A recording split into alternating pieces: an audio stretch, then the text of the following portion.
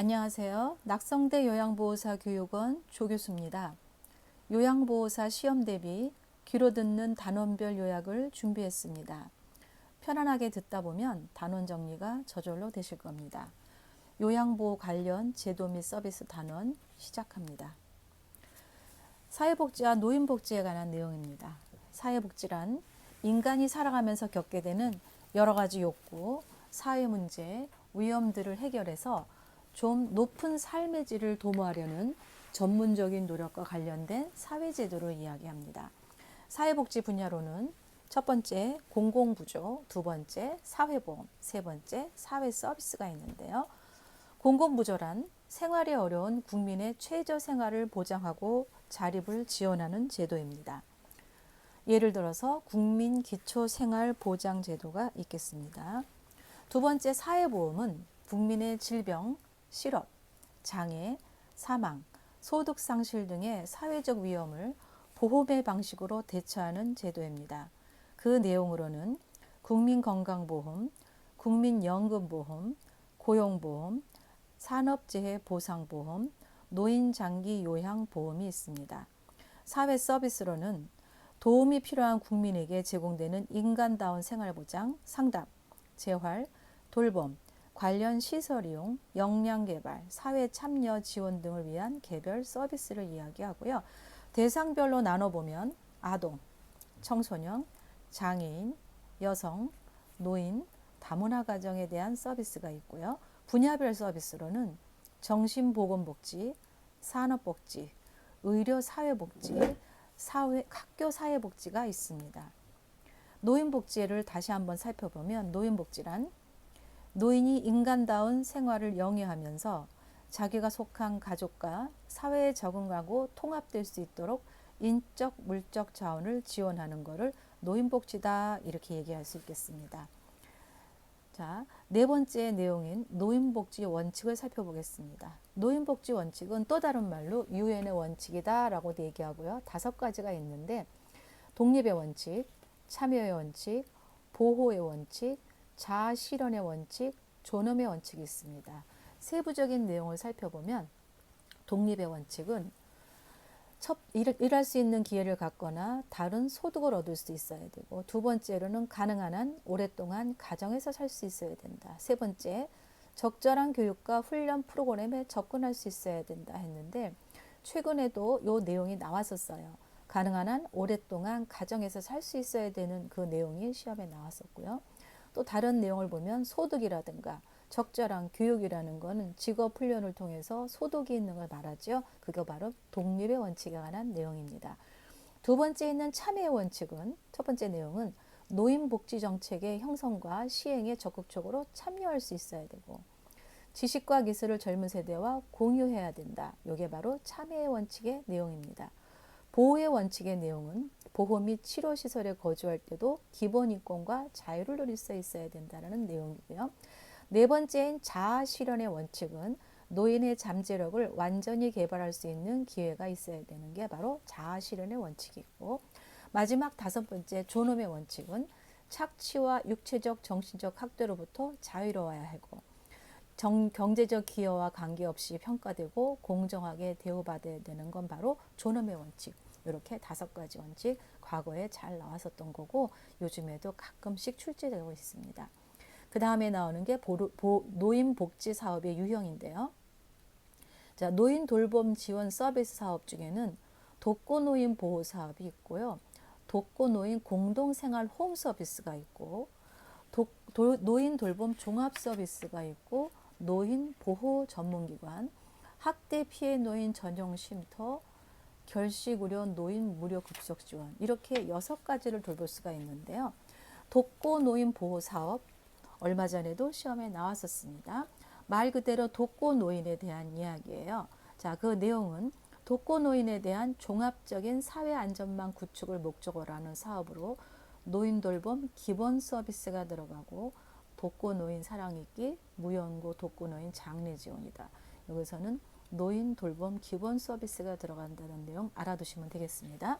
독거노인 공동생활 홈 서비스는 독거노인 고독사 자살 예방 및 공동체 형성을 위한 사업이고, 마을회관, 경로당, 폐교, 빈집 등을 개보수하고 건축을 신축해서 공동생활홈을 제공하고 안부 확인, 보건복지 서비스 연계, 밑반찬 배달 및 자원봉사, 민간 후원 연계, 건강 여가 프로그램 일자리 제공을 이야기합니다. 세 번째인 노인 돌봄 종합 서비스예요. 아까 독거노인은 돌봄 기본 서비스라고 그랬죠. 이거는 노인 종합 서비스입니다. 종합이니까 종합이구나, 여러 가지가 이루어지겠구나 라고 기억하시면 되겠고요. 그 내용을 살펴보시면 혼자 힘으로 일상생활에 어려운 노인에게 안전된 노후 생활을 보장하고 가족의 사회경제적 활동 기반을 조성하기 위한 사업이다. 사업 서비스로는 종합이라고 그랬으니까 방문 서비스, 주간 보호 서비스, 치매 가족 지원 서비스, 단기 가사 서비스, 이렇게 종합적으로 이루어져서 노인 종합 돌봄 서비스예요. 자, 네 번째, 노인 보호 전문기관이에요. 보호자가 들어가면 학대하고 연결이 되는구나, 이렇게 기억하시면 될 것 같아요. 노인 학대 예방 및 노인 인식 개선을 통한 노인 권익을 보호하고 노인의 삶의 질의 향상을 도모하기 위한 사업이 바로 노인 보호 전문기관입니다. 그다음에 최근에 여러 번 출제됐던 게 바로 학대 피해 노인 전용 쉼터에 관한 내용이에요. 최근에 연거퍼 출제가 됐었습니다. 학대 피해 노인 전용 쉼터, 그 내용을 살펴보시면 학대 피해 노인에 대한 일정 기간 보호 조치 및 심신 치유 프로그램을 제공하는 사업. 일정 기간 동안이에요. 자, 학대 피해 노인 보호와 숙식 제공 등의 쉼터 생활을 지원해 주는 것보다 학대 피해 노인 전용 쉼터입니다. 결식우려 노인 무료 급식 지원도 이루어지고 있고요. 그 다음에 두 번째 파트는 치매 사업 및 건강 보장 사업이에요. 그 첫 번째가 치매 안심센터입니다. 예, 서울의 각 구마다 설치가 되어 있죠. 치매 안심센터 최근에도 출제가 됐었습니다. 여기서 하는 내용은 치매 초기 상담 및 치매 조기 검진, 1:1 사례 관리, 치매 단기 쉼터, 치매 카페 운영, 치매 서비스 제공기관 연계 사업 어디서 한다고요? 치매 안심센터 잘 알아두시고요. 노인 실명 예방 사업도 있습니다. 저소득 노인에게 실명을 예방하고 일상생활이 가능한 시력을 유지하도록 지원하는 사업. 세 번째는 노인 무릎 인공관절 수술 지원입니다. 경제적 이유로 수술을 받지 못하는 무릎 관절증 노인들의 고통을 경감하고 삶의 질을 개선하기 위한 사업입니다.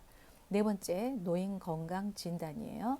질병의 조기 발견 및 치료로 노인의 건강 유지 및 증진을 위한 사업입니다.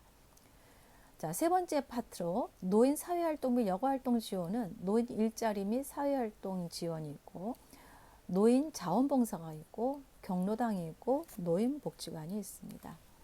자, 우리가 정말 잘 기억해야 되는 파트는 지금부터 말씀드리는 노인복지시설 및 장기요양 급여의 종류에 관한 내용입니다. 자, 구분하는 걸 정확하게 알아두셔야 돼요. 여기서 먼저 크게 내용을 살펴보면 노인 주거복지시설, 노인 의료복지시설, 노인 여가복지시설, 재가 노인복지시설, 특별현금급여, 이렇게 5파트는 나와 있는데 1번부터 살펴보겠습니다. 노인 주거복지시설이에요. 자, 노인 주거복지시설이라는 거는 주거라는 거를 기억해 놓으시면 돼요. 내가 머무르고 사는 곳이다. 아프다는 얘기 없습니다. 그래서 거기에는 양로시설, 노인 공동생활가정, 노인 복지주택이 있어요. 양로시설은 노인을 입소시켜서 급식과 그 밖의 일상생활에 필요한 편의를 제공하는 시설이죠.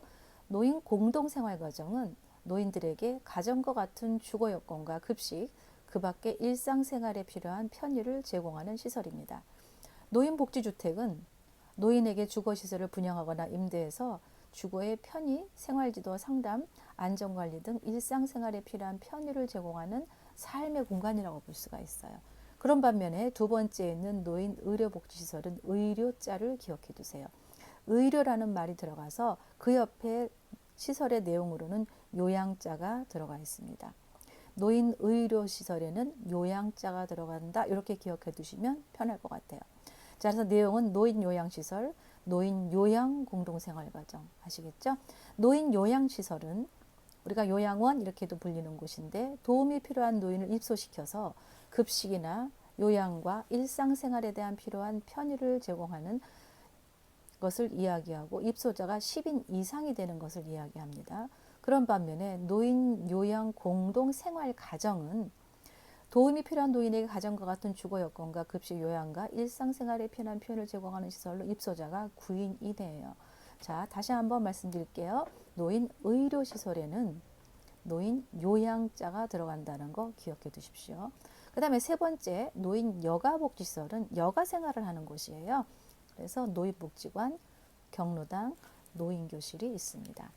그 다음에 노인복지시설 중 네 번째, 재가 노인복지시설이에요. 여기서는 재가를 기억하셔야 되겠죠. 있을 제 집가자, 집에 머물러 있는다. 자, 노인이 머물러 있다 보니 편찮으신 노인이 머물러 있다 보니 방문을 해야 되는 경우가 생기겠죠. 그래서 그 내용으로는 방문 요양, 방문 목욕, 방문 간호, 주야간 보호 서비스, 단기 보호, 그 밖의 서비스 이렇게 들어가요. 자, 방문 요양은 수급자의 가정들을 방문해서 일상생활 및 가사활동 등을 지원하는 서비스를 이야기하겠고요. 방문 목욕은 2인 1조로 들어가게 되죠. 요양보호사가 시행을 하게 되는데 재가 노인을 방문해서 목욕을 제공하는 서비스를 방문 목욕이라고 합니다. 방문 간호는 방문 간호 지시서에 따라서 간호사 등이 가정을 방문해서 간호, 진료해보죠. 상담 또는 구강위생 등을 서비스 제공하는 것을 이야기하고요. 자, 주야간 보호는 수급자를 하루 중 일정 시간 동안, 여기서 또 기억해야 될 건 시간이라는 개념이에요. 이것도 최근에 시험에 나왔었어요. 주야간 보호는 뭐라고요? 일정 시간 동안 장기간 기관에 보호해서 신체활동 지원 등을 제공하는 서비스입니다. 시설에 가지만 다시 집으로 되돌아오기 때문에 재가 시설에 동하죠. 단기 보호는 수급자를 일정 기간 동안이에요. 단기 보호는 기간, 주야간 보호는 시간. 요 차이점을 알아두십시오. 둘 다 최근에 시험에 나왔었습니다. 단기 보호의 내용 보시면 수급자를 일정 기간 동안 장기간 기간에 보호하여 신체활동 지원을 서비스하는데 기관에 맡기지만 다시 집으로 되돌아오기 때문에 이 또한 재가 서비스입니다. 그 밖의 서비스를 보면 수급자의 일상생활 신체활동에 필요한 복지용구를 제공한다. 이 복지용구가 그 밖이라는 것도 또 최근에 시험에 여러 번 나왔던 내용입니다. 지금 말씀드렸던 재가 노인시설은 방문 요양, 방문 목욕, 방문 간호, 일정 시간을 이용하는 주야간 보호, 일정 기간을 이용하는 단기 보호, 복지용구를 제공하는 그 밖의 서비스가 있습니다. 마지막 다섯 번째 그 급여의 종류로는 특별 현금 급여라는 게 있어요. 그 내용이라는 가족 요양비, 특례 요양비, 요양병원 간병비가 있습니다. 가족 요양비의 내용은 도소벽지 등 장기요양 기관이 현저하게 부족한 지역, 천재지변, 수급자의 신체 정신적 이유 등으로 인해서 가족으로부터 방문 요양에 상당한 장기 요양 급여를 받은 경우에 지급하는 것을 가족 요양비라고 그러고, 이 가족 요양비 또한 시험에 몇 번 출제가 됐었죠. 자, 특례 요양비는 수급자가 장기 요양 기관이 아닌 기관 또는 시설에서 재가급여 또는 시설급여에 상당한 장기요양 급여를 받는 경우 수급자에게 지급되는 것을 이야기합니다. 요양병원 간병비는 수급자가 요양병원에 입원했을 때 장기 요양에 사용되는 비용의 일부가 지급되는 것을 이야기합니다. 자, 이제는 우리와 직접적으로 관여되는 노인 장기 요양 보험 제도에 대해서 알아보겠습니다. 자, 1번 장기요양 급여 사업의 보험자. 이것도 예전에 시험에 나왔었죠. 장기요양 급여 장기요양 보험 사업자의 보험자는 보험자니까 국민건강보험공단입니다. 자, 두 번째로 그러면 장기요양 급여의 대상자는 누구인가? 저 개념을 정확하게 아시면 예문이 나와도 어렵지 않은데 먼저 개념부터 살펴보겠습니다.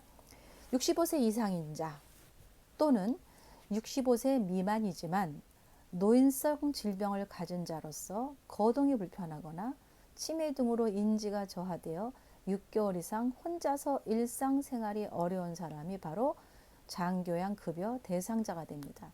요즘에는 이런 개념보다는 질병의 예를 들어가면서 대상자를 하는 그런 문제들이 많이 나오고 있어요. 자, 먼저 노인성 질병의 예로는 치매, 파킨슨, 뇌졸중 이런 걸 이야기해서 65세 미만인 경우에는 바로 이 노인성 질병, 치매, 파킨슨, 뇌졸중에 해당이 돼야 돼요. 장기요양급여 대상자에 해당하는 분 잘 들어보세요.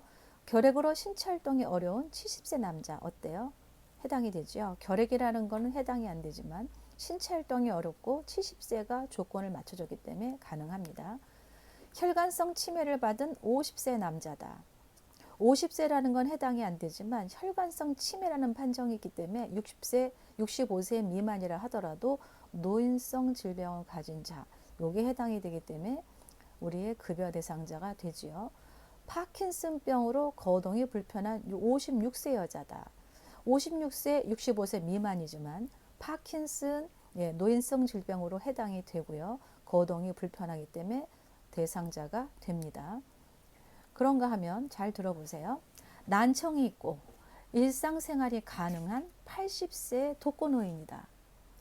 80세의 노인은 해당이 돼요. 그러나 일상생활이 가능하기 때문에 대상자가 안 되죠. 또 뇌출혈로 쓰러져 병원에서 치료 중인 80세 남자다. 뇌출혈 해당이 됩니다. 80세 남자 해당이 돼요. 그런데 병원에서 치료 중이란 이야기 나오기 때문에 해당이 안 되죠. 그래서 병원에서 치료 중인 뇌출혈로 쓰러진 80세 남자는 장기요양급여 대상자가 아닙니다. 이런 식으로 요즘에는 늘 사례 문제가 출제가 되고 있습니다. 다 개념 아시겠죠? 그 다음에 우리가 장기요양을 신청하고 판정하는 절차에 대해서 알아보겠습니다. 자, 제일 먼저 국민건강보험공단에 신청을 하게 되죠. 신청하면 방문 조사를 나오게 되는데 장기요양 인정조사 52개 항목을 조사하게 되면 조사표 입력에 따라 1차 판정이 이루어지고 의사소견서를 제출하게 됩니다. 그럼 등급판정위원회를 개최해서 등급판정 신청일로 30일 이내에 완료되는 게 바로 판정 절차인데요. 조금 더 자세히 살펴보면 첫 번째, 65세 미만 노인성 질병을 가진 대상자는 장기요양 인정 신청 시 의사소견서를 제출하고요. 장기요양 인정 신청자는 누구인가? 본인, 가족, 친족 또는 이해관계인, 사회복지 전담 공무원, 본인이나 가족 등의 동의가 필요하고요. 시군 구청장이 지정하는 자는 장기요양을 신청할 수 있게 됩니다. 세 번째, 장기요양 기관장이나 요양보호사는 장기요양 인정을 신청할 수 없습니다. 그래서 신청자는 기관장이나 요양보호사는 해당되지 않는다라는 것 알아두시고요. 장기요양 인정을 신청할 때는 어떤 게 필요하냐? 장기요양 인청 신청서가 있고요. 신청자의 신분증, 대리인이 신청한 경우에는 대리인의 신분증이 필요합니다. 그럼 방문조사는 국민건강보험공단 직원인 사회복지사나 간호사 등이 거주지를 방문해서 하게 되고요. 판정 항목에는 신체기능, 인지기능, 행동변화, 간호처치, 재활 등 52개 항목을 조사를 합니다. 그러면 등급판정위원회에서는 장기요양 인정 및 장기요양 등급을 최종 판정하게 되고 신청일을 제출한 날부터 30일 이내 완료하게 됩니다. 등급판정위회가 최종 판정한다라는 것, 이것도 최근에 시험에 나왔었고요. 등급판정은 신청 제출로 30일 이내 완료한다는 것 최근에 출제된 바 있습니다. 그러면 판정 결과가 나오면 등급이 1등급, 2등급, 3등급, 4등급, 5등급, 인지등급 이렇게 6단계로 나눠지게 되는데 이 등급에 대한 점수 또한 우리는 기억을 해야 됩니다. 1등급은 95점 이상, 2등급은 75점 이상, 95점 미만, 3등급은요 60점 이상, 75점 미만, 4등급 51점에서 60점 미만, 5등급은 45점에서 51점 미만인데 조건이 있죠. 치매 대상자인 경우. 인지 지원 등급도 45점 미만인데 이것도 치매 대상자. 결국은 일반 어르신들은 1, 2, 3, 4등급까지 가능하겠고요. 인지 기능이 떨어진 치매 대상자에 한해서만 5등급과 인지 지원 등급이 나가죠. 자, 일상생활 수행 능력 평가 항목 12가지가 있는데 요게 예전에 시험에 나와서 12가지를 어떻게 외우나 했던 내용들이에요.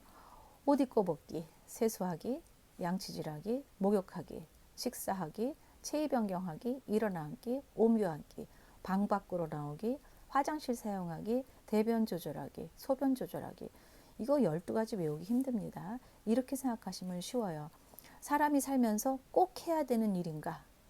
요거를 생각하시면 훨씬 쉽습니다. 버스 타기 꼭 안 해도 되죠? 일상생활 수행 능력 아니에요. 그러나 옷 입기, 옷 입고 있어야 되죠? 일상생활 수행 능력이에요. 전화하기 꼭 안 해도 되죠?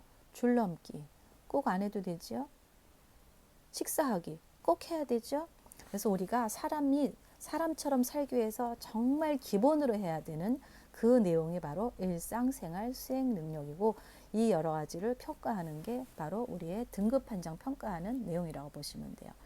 자, 판정 결과를 통보하게 되는데, 판정 결과 내용을 보시면 공단은 장기형 인정서와 표준장기 이용 계획서를 수급자나 보호자에 제공한 후 서비스 이용에 대해 교육을 하게 되고요.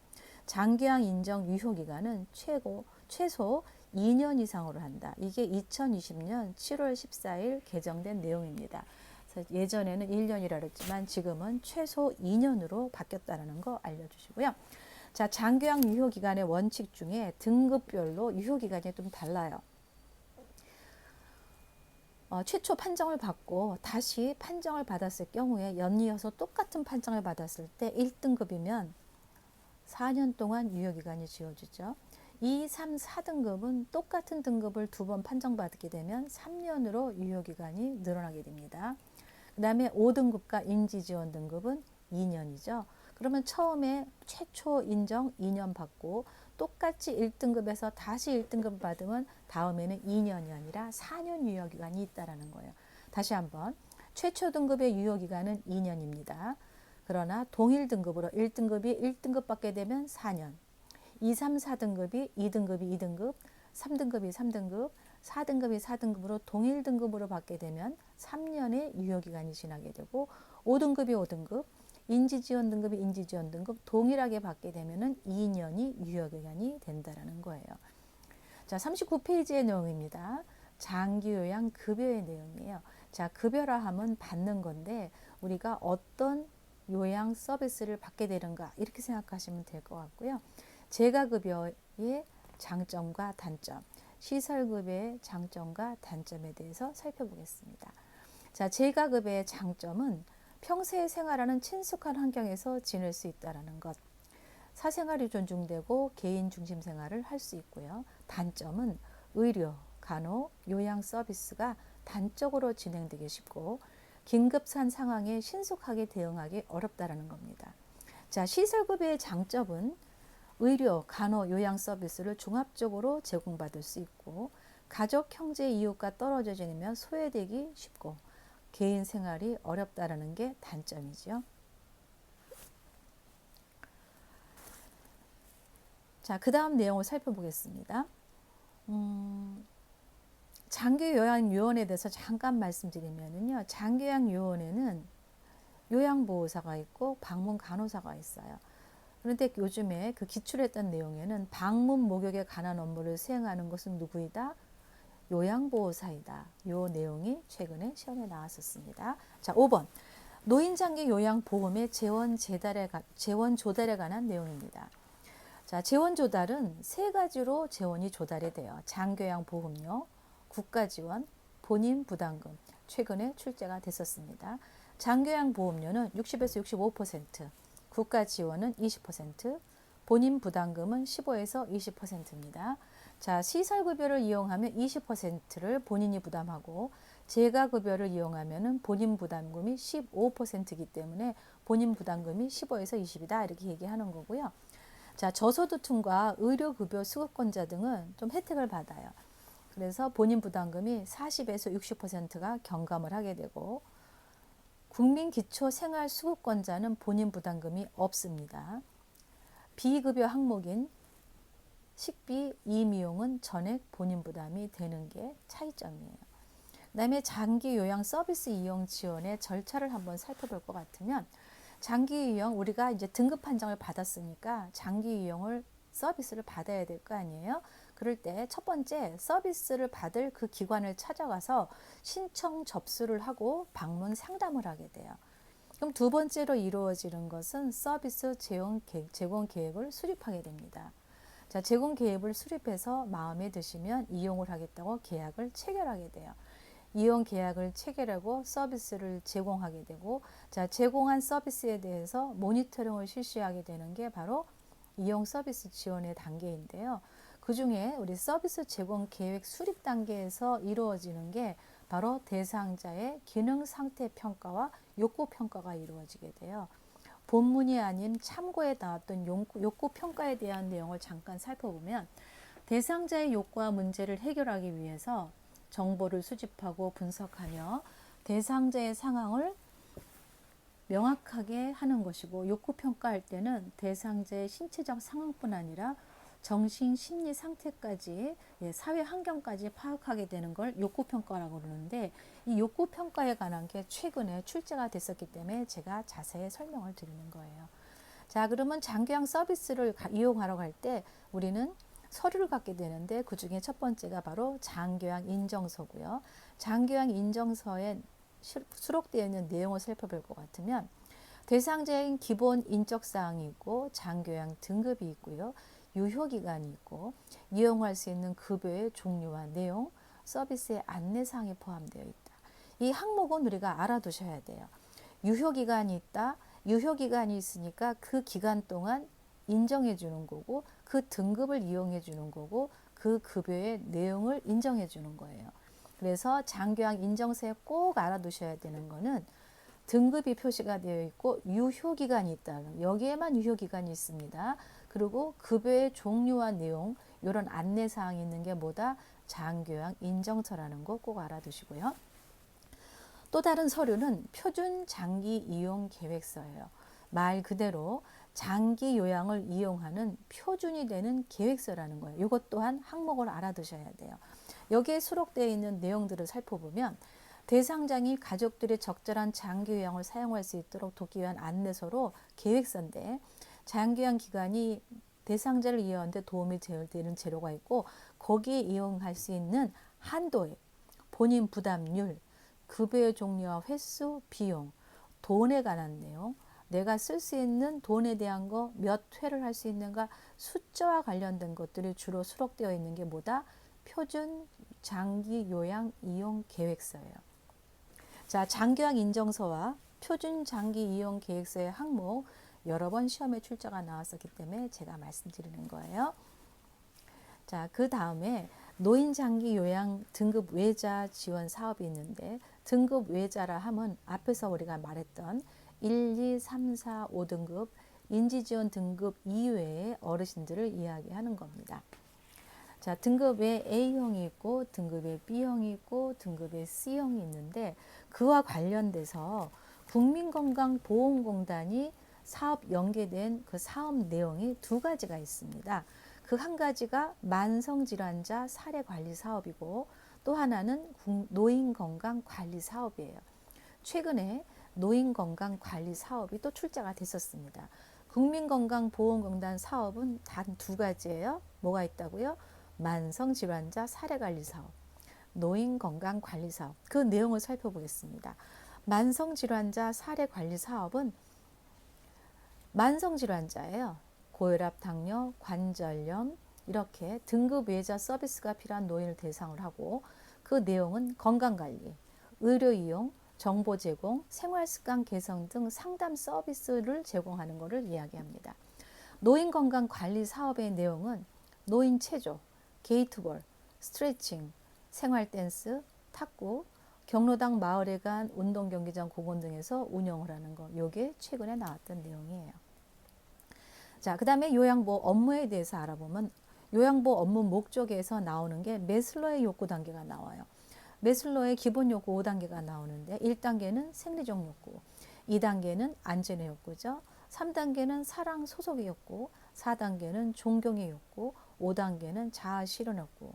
자, 요 이론은 하위 단계가 충족되었을 때 상위 단계로 올라갈 수 있기 때문에, 요양보호사는 1단계인 생리적 욕구를 충족하는 것부터 도와주고 그 다음에 2단계, 3단계, 4단계, 5단계로 넘어가도록 하는 것 때문에 우리가 이걸 배우게 되고요.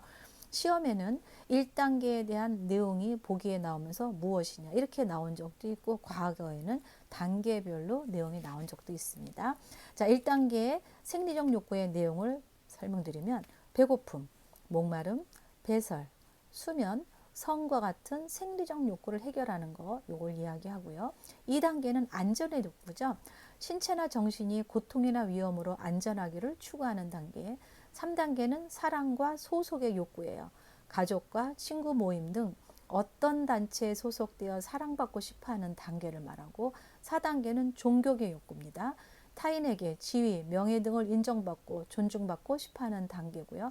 마지막 5단계는 가장 상위인 욕구로서 자기 완성, 삶의 보람, 자기 만족을 느끼는 단계로 하위 단계가 충족이 돼서 상위로 갈 수 있도록 요양보호사들이 도와줘야 된다라는 걸로 이 내용이 수록되어 있어요. 자, 두 번째인 요양보호 업무 유형과 서비스 내용인데 여기에서는 우리가 표준 서비스 분류하는 표가 나와요. 48페이지 요것도 꼭 한 문제씩 나오는 겁니다. 자, 신체활동 지원 서비스 하면은 신체활동을 지원하는 거라 우리가 직접적인 도움을 주는 내용들이 바로 신체활동 지원 서비스예요. 세면도움, 구강관리, 머리 감기기, 몸단장, 옷 갈아입히기, 목욕도움, 식사도움, 체위 변경, 이동도움, 신체 기능의 유지 증진, 신체 화장실 이용 돕기, 돕기, 도움이란 말이 있으면서 우리가 직접적으로 어르신들의 몸을 만지면서 수발하는 거를 신체활동 지원이다 이렇게 알아두시면 되겠고요. 일상생활 지원 서비스 내용은 취사, 청소 주변 정돈, 세탁 이래요. 저는 보통 밥하고 빨래하고 청소한다 이렇게 얘기하는 내용이 일상생활 지원이다 이렇게 얘기하거든요. 취사, 밥하는 거죠. 청소 주변 정돈, 청소하고 세탁. 예, 그래서 세 가지만 있습니다. 그 다음에 개인활동 지원은 두 가지예요. 개인활동을 지원해 주는 거예요. 어르신이 외출할 때 동행해주고 어르신이 일을 보게 되는데 못 나가시니까 대신해주는 일상 업무 대행. 자, 개인활동 지원 서비스는 두 가지입니다. 외출 시 동행, 일상 업무 대행. 정서 지원 서비스는 말 그대로 정서 지원스러운 내용들이에요. 말벗, 격려, 위로, 생활 상담, 의사소통, 도움 이렇게 있는데 의사소통, 도움에는 의사소통을 하는 것도 있지만 도움을 주는 것도 있거든요. 자, 도움에는 책 읽어주기, 편지 대필, 구두 의사 전달, 편지 및 신문 전달, 콜벨 대처, 편지 대필 과거에 시험이 나왔었죠. 자, 방문 목욕은 방문 목욕 한 가지 간단하고요. 기능 회복 훈련 서비스라는 게 있는데 자, 회복 훈련이에요. 훈련 서비스는 훈련이란 글씨가 들어가거나 치료자가 들어갔어요. 신체 인지 양상 프로그램, 기본 동작 훈련, 일상 활동 동작 훈련, 물리 치료, 언어 치료, 작업 치료, 인지 기능, 정신 기능 훈련, 기타 생활 치료 이렇게 돼 있어요. 자, 기능 회복 훈련 서비스는 요양보호사 업무가 아닙니다. 자, 치매 관련 지원 서비스는 행동 변화 대처예요. 우리 등급 대상자 중에 행동을 할 수 있는 사람 별로 없습니다. 행동을 하는 거에 대한 대처 뭐라고요? 치매 관리 지원 서비스예요. 이것도 최근에 시험에 나왔었습니다. 응급 서비스는 응급 상황 대처니까 별로 어려울 게 없고요. 자, 시설 환경 관리 서비스는 침구 린넨 교환 및 정리, 환경 관리, 물품 관리, 세탁물 관리예요. 간호 처치 서비스는 관찰 및 측정, 투약, 주사, 호흡기 간호, 피부 간호, 영양 간호, 통증 간호, 배설 간호, 그 밖에 처치, 의사 진료 보조. 이것도 요양보호사의 업무가 아닙니다. 그러면은 기능 회복 훈련과 간호 처치는 요양보호사 업무에서 제외된다는 거 알아두시고요. 51페이지부터 59페이지는 여태까지 배운 내용들의 요양보호 서비스 유형별 대처 방안 사례가 53가지가 수록이 되어 있어요. 이 사례 문제가 최근에 많이 나오고 있는데 그 중에서 저는 17가지만 나왔던 거 말씀드리고요. 여러분들은 이것만 들으시면 안 되고 요거는 51페이지부터 59페이지의 내용 잘 살펴서 한번 쭉 살펴보시면 많은 문제를 맞으실 수가 있습니다. 자, 사례 문제 제가 들려드리겠습니다. 첫 번째 사례 1번. 얼굴을 씻지 않고 물만 묻히거나 물을 가지고 장난할 때 대처 방법은 요양보호사가 시범을 보이거나 대상자가 좋아하는 놀이를 하자고 유도하며 세면을 시도한다. 자, 사례 2번입니다. 회음부 세척을 거부하는 어르신을 어떻게 대처해야 되느냐. 요거에 대한 대처 방법. 하나는요, 수치심을 느끼지 않는 환경을 조성하고 회음부 세척의 필요성을 이해시킨다. 두 번째, 물수건을 이용해서 본인이 할 수 있도록 돕는다. 사례 3번입니다. 속옷을 갈아입으려고 하지 않는 것에 대한 대처 방법은 평소 습관과 속옷을 갈아입지 않으려는 이유를 파악하고 대상자가 좋아하는 속옷 색깔이나 모양 등을 파악해서 시도한다입니다. 사례 4번. 혈압이 높은데도 대상자와 가족이 목욕을 희망해요. 이럴 때 대처 방법은 혈압이 높을 때는 목욕을 하지 않는 것이 좋다는 것을 설명하고 시설장이나 간호사에게 상의한다입니다. 사례 5번. 요양보호사가 방문을 할 때마다 매번 목욕을 하겠다고 알몸으로 기다리고 있을 때 어떻게 대처해야 되느냐. 거기에 대한 것은 금일 목욕 서비스가 없음을 이야기하고 옷을 입도록 단호하게 설명하는 것이에요. 그 다음에 사례 6번은 목욕을 거부하며 요양보호사를 꼬집거나 때리거나 고함을 지를 때 어떻게 대처해야 되느냐. 요양보호사 대상자의 안전을 위해서 무리하게 목욕을 시키지 않는다. 또 하나는 좋아하는 놀이 등을 기분 좋게 해서 목욕 방법, 시기 등을 다르게 시도하는 것입니다. 사례 7번째, 기저귀 교환이나 용보온 후 처리를 거부할 때 대처하는 방법입니다. 거부하는 이유를 파악하고 통증, 발진, 욕창, 관절 상태 등을 관찰하고 강요하는 말보다는 기저귀가 더러워졌으니 깨끗하게 갈아요. 이게 부드러운 표현을 사용하는 것입니다. 자, 사례 8번째, 기저귀를 차고 있을 때 기저귀 안으로 손을 자주 넣을 때는 어떻게 대처해야 되느냐. 음부에 습진 발진이 있는지 이상인지 확인을 하고요. 기저귀 착용이 잘 되어 있는지 확인하고 또 한 가지는 손톱을 짧게 잘라주고 손을 자주 씻겨주는 것이 그 방법입니다. 사례 9번째, 변비인 대상자가 관장을 해달라고 할 때입니다. 이럴 때 대처하는 방법은 요양보호사의 업무가 아님을 설명하고 의료진과 상의하는 것이 있고요. 또 두 번째는 배꼽 주위, 복부를 배꼽 주위에서 시계 방향으로 원을 그르듯이 마사지하는 것입니다. 그 다음에 사례 10번째, 식사를 제공하는데 전혀 먹지 않을 때 대처하는 방법입니다. 명절, 생일 음식을 만들기 등은 요양 서비스가 먹지 않으려는 이유를 파악을 해서 식품 조리 방법, 운동 부족, 변비, 구강 질환 등 이런 것이 있는지를 파악하는 것이고 평소에 좋아하는 음식을 준비하고 좋아하는 사람과 식사를 하거나 환경에 변화를 주는 것입니다. 사례 11번, 명절 음식을 만들어 달라고 요구할 때입니다. 명절 생일 음식을 만들기 등은 요양보호 서비스가 아니라고 설명하는 것, 이것도 아주 여러 번 나왔던 문제 중에 하나예요. 그 다음 사례입니다. 냉장고 안에 있는 유효기간이 지난 음식을 버리지 못하게 할 때 어떻게 대처할 것인가. 거기에 대한 방법은 대상자의 허락 없이 식품은 처분하지 않는데 가족의 지원을 요청하거나 대상자와 함께 냉장고 내부를 정리하도록 하는 방법입니다. 자, 고액과 관련된 은행 업무를 맡겨서 부담이 되는 사례일 때 어떻게 대처해야 되느냐. 가능한 한 대상자나 가족이 함께 동반하도록 하고 동반하기 어려운 경우에는 사전에 가족에게 알리고 확인을 받는 그런 게 대처하는 방법입니다. 자, 다른 사례, 대상자가 본인의 아들 행정 업무를 도와줄 것과 대상자의 약물을 타다 줄 것을 요구할 때 어떻게 해야 되느냐. 거기에 대한 대처 방법은 요양 서비스는 대상자만을 위한 거기 때문에 이 원칙을 설명해 주는 것입니다. 다음 사례입니다. 대상자가 서비스 시간 이후에 자꾸 전화하면서 이런저런 푸념을 할 때 요양보호사가 대처하는 요령은 자, 우선 상황을 파악한 후에 서비스 시간 이후에는 통화가 어렵다는 것을 이해시키는 것이 그 방법입니다. 자, 또 다른 사례입니다. 몸을 만지는 등 신체 접촉을 할 때 요양보호사 대처하는 요령은 이럴 때요. 대처하는 방법입니다. 몸을 만지지 말라고 단호하게 이야기한다. 계속할 경우에 가족과 관리 책임자에게 알리고 대책을 강구하다. 이게 방법입니다. 자, 마지막 사례입니다. 대상자 아들과 며느리 이야기, 집안 사람들의 험담을 할 때 대처하는 방법입니다. 이럴 때는 이야기는 들어주되 옳다 그르다 판단하거나 가족관계에 깊이 관계하지 않는 게 그 방법입니다. 3번 요양보호 서비스 제공 원칙입니다.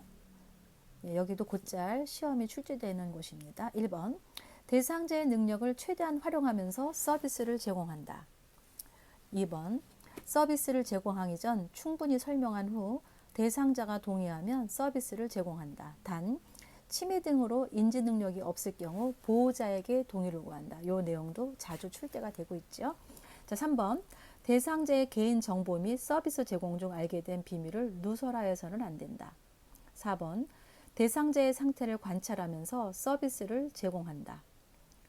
5번 모든 서비스는 대상자에게만 제공한다. 6번 서비스를 추가, 변경, 의료적 진단 등이 필요할 경우 대상자나 가족의 의견이 상충될 경우 예기치 못한 사고가 발생할 경우에는 시설장 또는 관리 책임자에게 보고한다입니다. 예를 들어서 대상자를 부축하여 동행하다가 넘어져 부상을 입거나 목욕물의 온도 조절 실패로 화상을 입은 경우에 즉시 병원으로 옮긴다가 아니라 시설장 또는 관리 책임자에게 보고한다가 맞습니다. 자, 7번 맥박, 호흡, 체온, 혈압 측정, 흡인, 비위관 삽입, 관장, 도뇨, 욕창 관리, 투약. 투약에는 경구약 및 외용약 제어입니다. 이런 포함하는 모든 의료 행위를 하지 않는다요. 예를 들어서 요양보호사가 가능한 업무는 무엇이냐? 혈압약, 경구약, 안약, 안연고, 귀약 이런 것들 외용약은 대상자가 평소에 사용하는 상비약품, 응급상황 시 비상약품 사용, 욕창 예방 등은 가능한 거예요. 그 다음에 8번입니다. 응급상황이 발생한 경우 우선순위에 따라 응급처치를 하고 응급처치나 보교가 어려운 경우에는 가까운 의료기관으로 대상자를 옮긴답니다. 그 다음에 네 번째 나오는 내용은 요양보호사의 역할인데 자, 요양보호사의 역할은 아주 자주 출제되는 것이죠. 그 내용으로는 숙련된 수발자, 정보전달자, 관찰자, 말법가 상담자, 동기유발자, 옹호자 이렇게 6가지가 있는데 하나하나 살펴보겠습니다. 숙련된 수발자 내용은 숙련된 요양보호 서비스의 지식과 기술로 필요한 서비스를 지원하며 돕는 것을 숙련된 수발자라고 얘기하고요. 정보전달자는 대상자의 신체적, 심리적 정보를 가족, 시설장 또는 관리 책임자, 의료진에게 전달하며 이들의 지시사항을 대상자와 가족에게 전달하는 것을 정보 전달자의 역할이다. 이렇게 얘기를 하고요. 세 번째, 관찰자의 역할인데요. 맥박, 호흡, 체온, 혈압, 투약 여부, 질병의 변화, 심리적인 변화 등을 관찰하는 것은 관찰자의 역할입니다. 말법과 상담자의 역할, 효율적인 의사소통 기법을 활용해서 대상자의 관계를 형성하고 대상자의 신체적, 정신적, 심리적 안위를 도모하는 것 말법과 상담자예요.